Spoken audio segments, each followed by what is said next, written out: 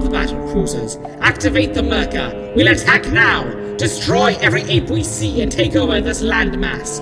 Once that is ours, their world will soon fall. Within a few hours, this planet will be ours. Oh, Fiona. If only... Don't bother walking away, Sergeant. I saw you. Come in. I'm very sorry, sir. At least I get the car and the rights to see Kate. Very little else. It's good that she's not contesting you seeing your daughter, though. Only because she knows that I'm unlikely to be able to do so very often. Oh well, back to business. What can I do for you, Sergeant Benton? Corporal Bell has radioed in, sir. I hope Yates doesn't do anything stupid. No, sir. We don't want to lose our new captain, sir. What? Talk amongst the lads, sir. Bets are on that Mike gets his pips soon. Really, Sergeant?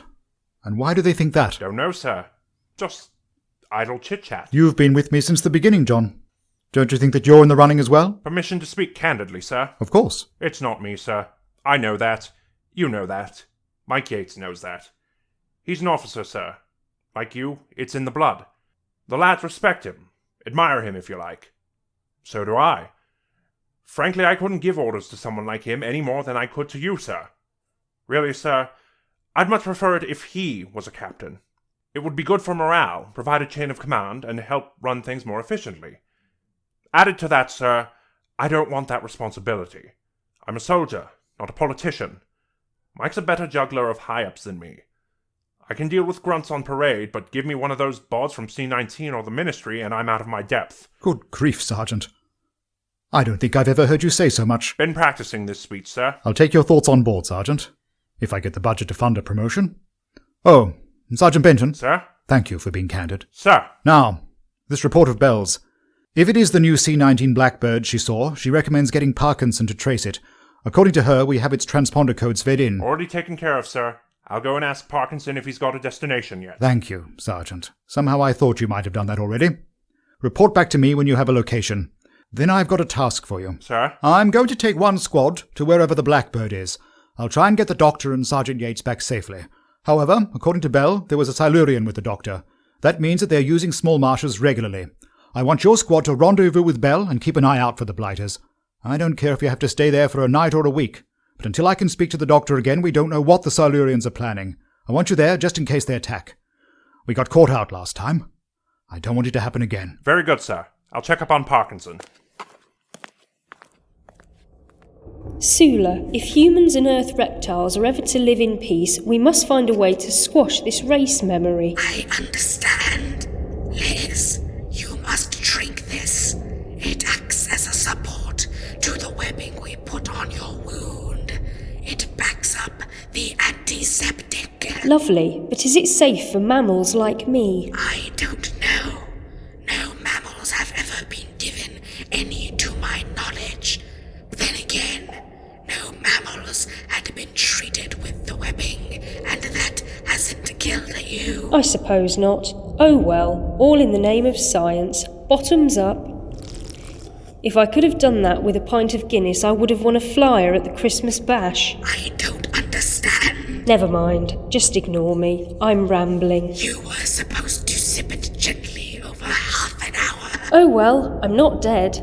Thanks. You and Barl seem to have accepted me as more than just an ignorant ape all of a sudden. Why? I'm sorry, I didn't mean to embarrass you. I just genuinely wondered. Your ancestor.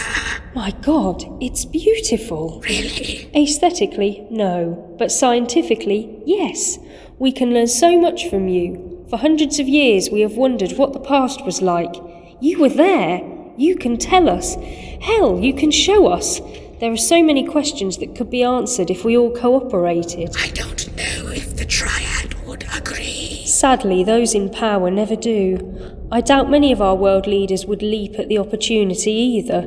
It's up to ordinary people like you or me to show them how necessary cooperation is. For so long, my mother and others like her have taught us, almost bred into us, a total loathing for apes. You have overrun our world, destroyed so much of its natural beauty. We were taught to destroy you. But you see it now, don't you? You see how you and I are working together. You say you didn't know if that would work on me, that it might kill me even. Well, that's the joy of what we're doing, learning together.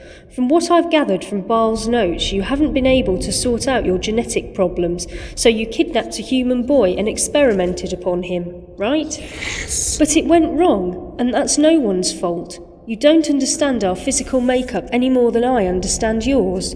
Only through cooperation will we get to an answer. The doctor would have helped you. But you can find the answer. Baal, what has happened? Our mother ordered the cruiser containing Tony and the doctor to be destroyed. Her own daughter? My mother is, well, beyond reason. You must have heard the alarm chimes. She has taken the fleet to attack the apes. Remember, our father was an elite, a sea devil warrior. They bonded because she admired their ways. She sees extermination of the apes as the only way forward, even if accomplishing that cost her own life. Who has gone with her? Her followers, many of our people, more than half I imagine. Few of our generation though, most of the hybrids know better. We had planned our research to find a cure together. If we are the only ones to survive this shelter, we need to find a cure. Then let me help you. I'm a scientist. My field is chemistry, and I'm a human doctor. No one here is better qualified, at least.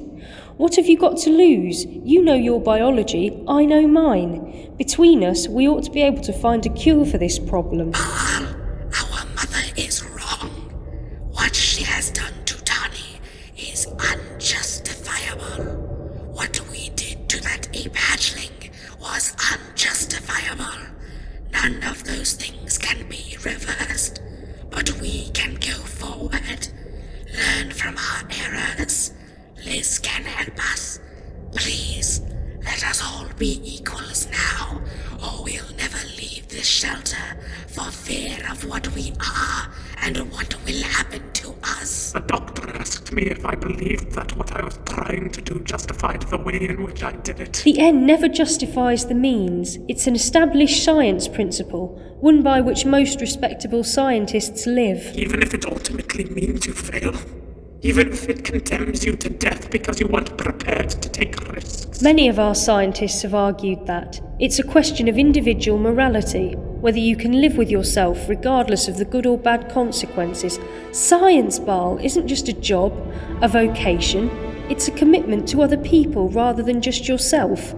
Other people can live or die by your decisions, your successes or failures, more so than in any other profession. Together, please join us and help us find a cure for our illness. Then, I promise, we will find a way to all live together on the surface.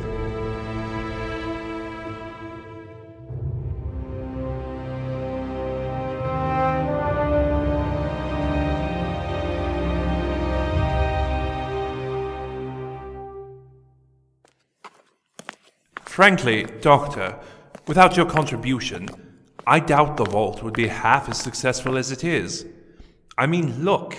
Here we have cyber guns, Nestine energy units, files of the Silurian plague, control spheres of some kind, equipment from Mars Probe 7, the schematics for the Ultima machine. You might even recognize that over there. One of our first trophies. Half a Dalek. How fascinating. Now I've enjoyed our guided tour. When do I get to see how Mark is doing? And where have you taken Tani? And then over there is our cryogenics section. There might be some people here you recognize. Let's take a look, shall we? Now, who's this? Oh, George Ratcliffe, right-wing leader of a post-war pro-segregation group. Is there any point to this? How about this one? Melvin Crimpton. I'm sure you know him. In fact, I'd put a penny to a pound that you knew the vast majority of these people, and were present, in whatever face you wore at the time, during the circumstances that led to their deaths.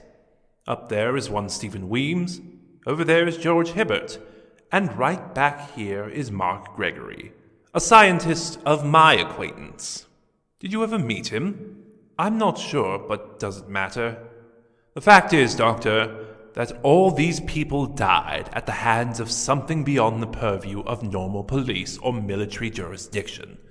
Their bodies are kept here for research to aid the future. I wonder what his parents put in young Stephen Weems's grave. What was faked up to keep even the families of those who died unaware of the great intelligence's true evil? All this needs to be collected, sifted, and sorted. And because, with the technology here, this country can be powerful. Imagine if we sent an army of Autons into Northern Ireland. Imagine if we'd helped the Yanks in Vietnam using a war machine or two.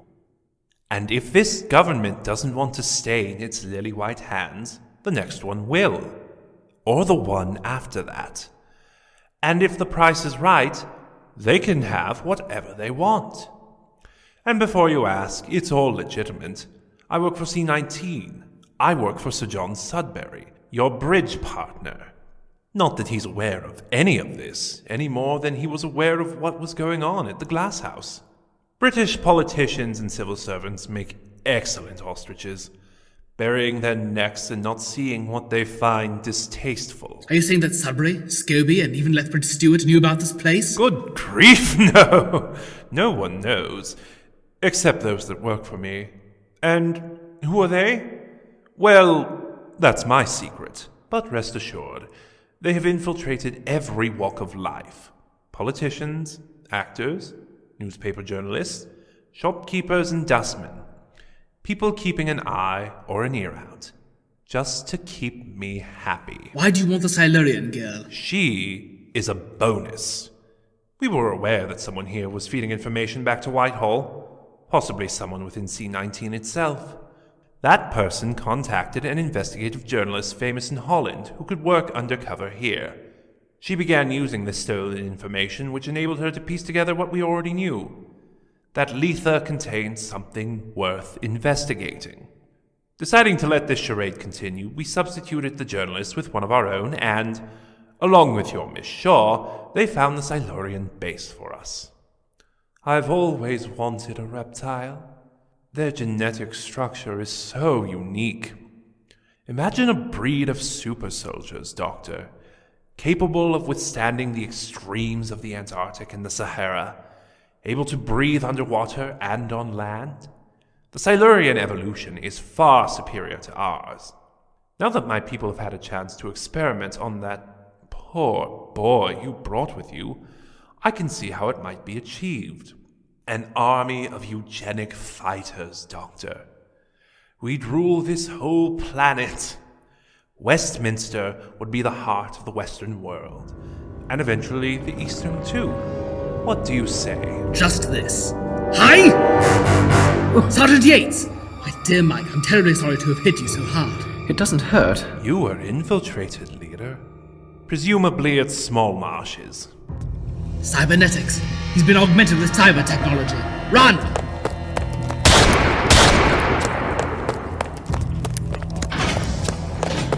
That'll either stop them or make it easier for them.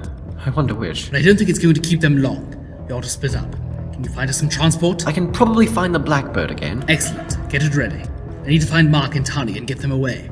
Give me half an hour. If I'm not there, go and get Lethbridge Stewart, Sir John Sudbury, Scobie, the whole United Nations if necessary. This place needs to be shut down. Righto, Doctor. Good luck.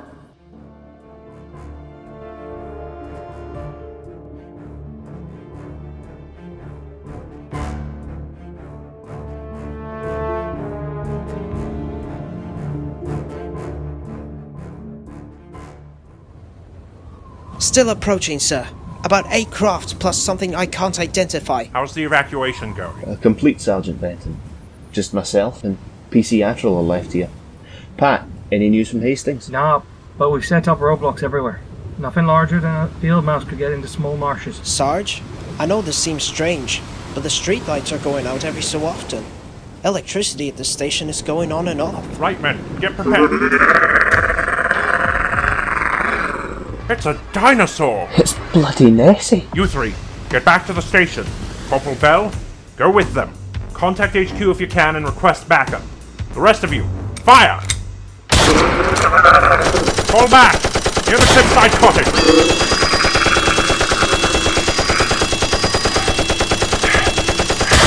going on? Stay quiet.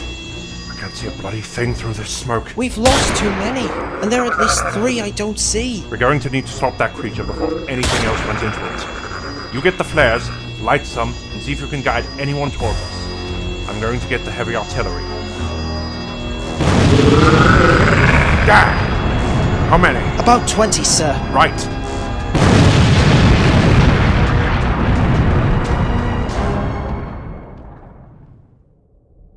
Chuck was right. The apes are stronger than I thought. The slaughter. Oh, the slaughter. My son! Mother, what are you doing? The apes have wiped out my fleet, my son. It is up to us now to destroy them once and for all. No, Mother. You are wrong. We will aid the apes, the humans, and they will aid us. Observe. You have told her of our secret, our shame? No shame, Mother. It is our birthright, and we must work together to cure it. But the apes have killed your friends. No! They have been killed by you. You led them on a foolhardy mission. This planet is no longer ours. We have to share it if we are to survive. We are like a tiny voice in a crowd of millions. If we have nothing positive to say, then we have no right to wake up the other shelters. I am betrayed on all sides. No one shall embarrass me further.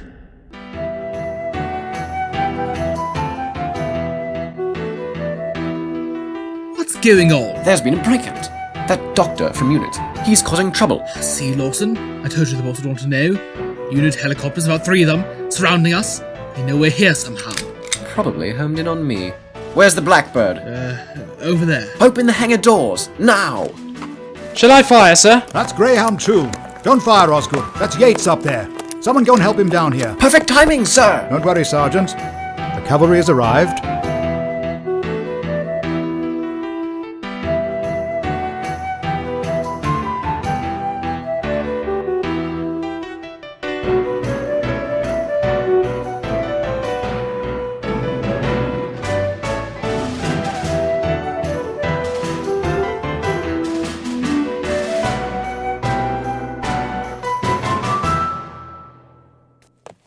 Get him.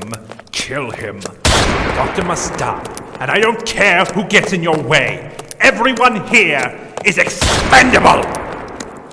Bailey. Where are you, Bailey? Clear everything out of the safety zone. I'll meet you there in a couple of days. Make sure you take the stalker. Stallman's legacy won't go to waste. One day, it's going to be used to get the doctor! That lot of good you were, Mommy. A real waste of time. Sorry, boss. Who guards the guards themselves? Who indeed? I'll try and find some copies in Sir John's offices one day. 3, 2, 1, 0.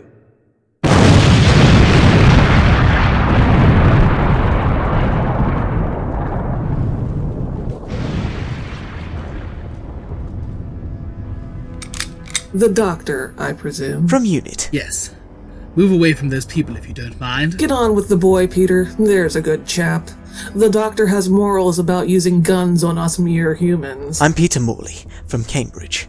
I'm a xenobiologist, and I'm being forced to work here against my will. God, Peter, you are a prat. Retreat, doctor, or your lizard girlfriend gets a 4th eye. Sarah and Killian, what are they doing here? Autons! You're Autons! You were one of the Vault's earliest experiments, Doctor. You're not Autons in the truest sense, then? No, not at all. We're humans, but the Vault replaced our blood with the Nestine fluids from the tank at Autoplastics. These little additions were our commander's little touch. The fluids provide the energy for the weaponry. Ingenious, don't you think? You were the forefront of this little hybrid army, then. The ultimate killing machines. Humans with alien technology grafted on. I'm surprised they didn't just augment you with Stallman's gas. That was a privilege for the stalker. Yes, I've seen that monstrosity.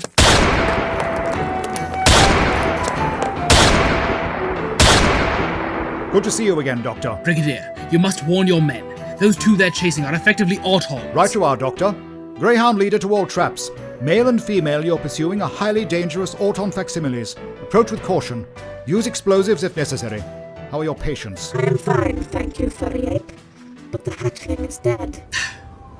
Too much for his young heart, I'm afraid. He tried his best. Brave to the end. I am sorry, Doctor. Val will be too, I know. He has much to learn. Lethbridge Stewart, I think you need to get old Scobie, Sir John Sudbury, and your Prime Minister up to see the abhorrence that is the vault. Yes, Doctor. Good idea. It's all over now. By the way, where is Miss Shaw? Ah, well, about that.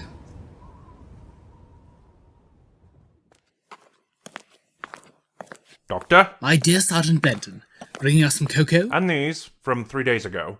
The battle. Ah, yes, of course. Who's that there? That's Kruger, poor chap.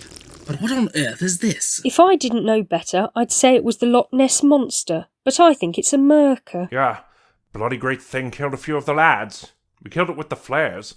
Bright light just seemed to burn its brain out. Do you have to be so graphic, Sergeant? How are things on Lith this morning? Barl and Tarney have taken control. We've returned Sergeant Benton's prisoners under the terms of the Geneva Convention, and everything seems calm.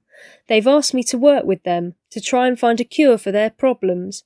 I said I would think about it. Oh, but Liz, you must! Think about what you could learn. Think about the thrill of discovering a whole new science. Earth reptile science. A marvellous opportunity. Oh, Liz, we could do so much for them. We? Well, obviously it would be your project. Yes, of course it would be. For a couple of days. I'll have to think about it.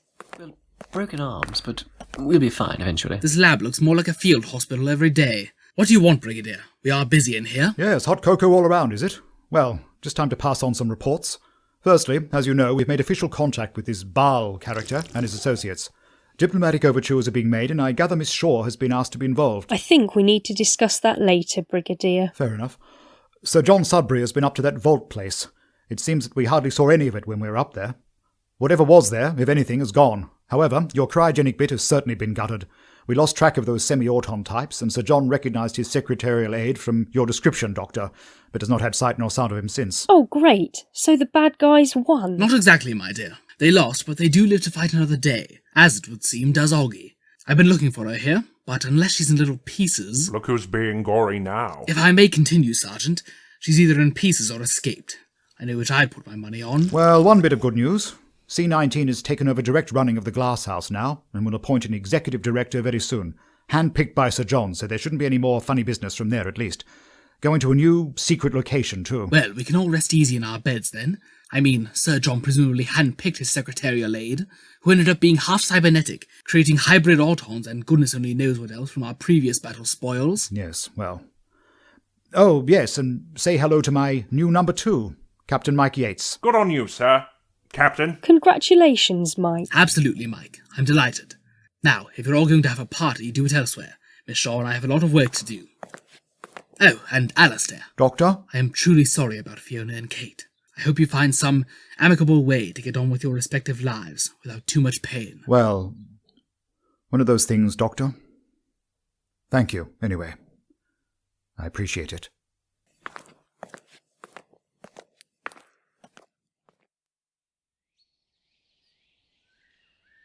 Thank you for the picnic, Doctor. Yes, it was quite lovely. I wish we had been friends, real friends, the sort of people who, I don't know, had dinner, played Scrabble, went to pictures. Had been? Yes. I take it that I've guessed correctly, then. You're going? Yes. Yes, I am. I'm really sorry, Doctor, but I have to. Oh, Liz, but why? Because. Just because. Because of you, of me, of the Brigadier, of everything. A teenage male has just died at the hands of the people who have been paying my salary for nearly a year. Oh. Is that all? All? Is that all? You heartless bastard, Doctor. He was a kid. Just a kid. And that creep at C-19 was responsible for his death. And all you can say is that all? Ah, at last. At last I'm seeing the real Elizabeth Shaw. It's taken until now, but she's there. What do you mean? You, Liz. Not the detached scientist, not the calm, collected, and efficient unit Dr. Shaw. You referred to Mark as a teenage male. You talked in professional terms. Upset you may have been, but you were still holding back. Then you finally called him a kid. You even swore. I've not heard that before. I realized not that long ago that I didn't know very much about you, Liz. As you say, it's been all work and no play. That's my fault. And if you're going back to Cambridge, then the opportunities to mend that breach are going to be few and far between. But for what it's worth, I value you. Your judgments, your ideas, and your ethics. You've been my calm in a storm. My white when I've seen black. I don't think either of us realized how much we've relied on you over the last 8 months. 8 months, 2 weeks, and 4 days to be exact. What will you do? I'm going to spend some time with Jeff Johnson. He's got a place in Cambridge, somewhere to stop over until I find my own place. I've been asked to return to my old college. I'm going to apply for a grant to research genetic disorders. I've agreed to help Baal and Sula find a way to cure their condition and extend their lifespans. And even if I can't help them directly, we know there are more shelters out there, more Silurians, Earth reptiles, whatever, who need help adjusting to our climate, our pollution, our diseases, and I feel that what we learnt from Mark Marshall, from what happened to him, could be invaluable in helping our own children with polio, cancer, leprosy. I suppose what I'm saying is that I'm going home to do something, to achieve what I can't achieve as your assistant. You don't need me to pass you test tubes and tell you how brilliant you are. We both know that already. Do you want to lift back to your flat? Goodbye, Doctor. Goodbye, Liz. Will I see you tomorrow if I come by to get my things? No. I'll explain to the Brigadier later today. I'm off to help sort out the Cheviots with our newly promoted Captain Yates. Well, Goodbye, Liz. We will meet again. I promise you. We'll catch that film. Who knows? Who knows?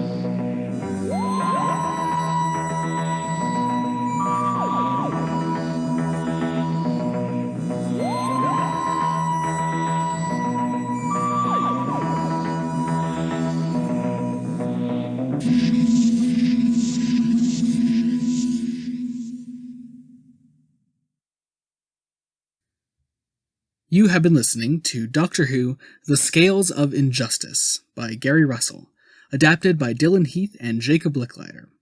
The Doctor, Auggi, Sula, and Tarpok were played by Joey Morgan, Liz Shaw, Lily Mae Sherritt, Brigadier Lethbridge Stewart, Michael Gibbons, Baal, Kruga, Tani, Ichthar, Nalix, Hovern, and Lawson, Brian Corrigan, Sergeant Benton and the Pale Man, Marcus Cotton, Sergeant Yates, Caleb Hott, Jenna Kristen, Elada Cole, Chuck, Corey Williams, Maisie Huck and Barbara Redworth, Audrey Lombardo, Carol Bell and Sarah Marshall, Lyra Leonhardt, Sir Marmaduke Harrington Smythe, Dylan Heath, A Friend, The Captain, Sir John Sudbury, Lewis Kennedy, Fiona Lethbridge Stewart and Sierra, J. Snyder, Catherine Wildman, Jessica Corrigan, Robert Lyons, Jerry Hobson, Peter Morley, Ian Arney, Mark Marshall, Mason Peters, Alan Marshall, and Justin Grayson, Connor Mowat, Clive Fortescue,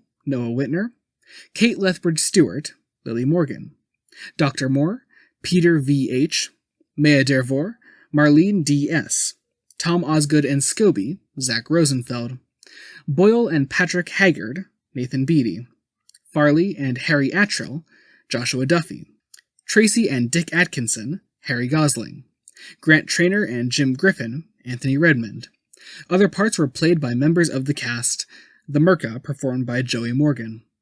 Directed by Joey Morgan and Jacob Licklider. Producer, Joey Morgan. Script editor, Joey Morgan. Sound design, Joey Morgan.